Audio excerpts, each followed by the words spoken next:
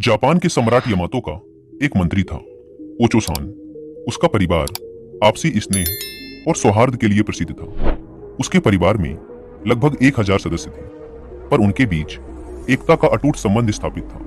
सभी सदस्य साथ रहते और साथ ही खाना खाते थे। उनमें कभी भी झगड़े की बात नहीं सुनी गई थी। ओचो-सान के परिवार के आपसी प्रेम की कहानी सम्राट यमातो के कानों तक भी पहुंची। उन्हें यकीन नहीं हुआ। उन्होंने सोचा, इतना बड़ा परिवार है, कभी तो खटापटी हुई होगी। इस बात की जांच के लिए एक दिन वे स्वयं उस वृद्ध मंत्री के घर पहुंचे। स्वागत सत्कार और शिष्टाचार की साधारण रस्में समाप्त हो जाने पर उन्होंने पूछा, महाशय, मैंने आपके परिवार की एकता और सौहार्द की कई कहानियां सुनी हैं। क्या आप मुझे बताएंगे कि 1000 से भी अधिक व्यक्तियों वाले आपके परिवार में यह स्नेह संबंध कैसे बना हुआ है? ओचो-सान वृद्धावस्था के कारण अधिक देर तक बातें नहीं कर सकता था, सो उसने अपने एक पोते को संकेत से कलम, दवात और कागज लाने के लिए कहा। उन चीजों के आ जाने पर उसने अपने कांपते हुए हाथों से लगभग 100 शब्द लिखकर कागज सम्राट की ओर बढ़ा दिया। सम्राट ने उत्सुकतावश कागज पर नजर डाली तो चकित रह गए। कागज में एक ही शब्द को 100 बार लिखा गया था, सहनशीलता, सहनशीलता, सहनशीलता। सम्राट को चकित और अवाक देखकर ओचो-सान ने अपनी कांपती हुई आवाज में कहा, महाराज, मेरे परिवार की एकता का रहस्य बस इसी एक शब्द में नहीं थे, सहनशीलता। सहनशीलता का यह महामंत्र ही हमारे बीच एकता का धागा अब तक पिरोए हुए है।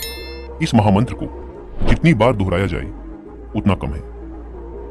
दोस्तों, अगर हम अपने जीवन में देखें तो पाएंगे कि हमारे पारिवारिक कलह का मुख्य कारण भी परिवार के सदस्यों के बीच सहनशीलता का ना होना है। हम अक्सर छोटी छोटी बातों पर उत्तेजित हो जाते हैं और अपना आपा खो देते हैं। किसी ने कुछ कहा नहीं कि हम तुरंत ही पलटकर उसे जवाब दे देते हैं।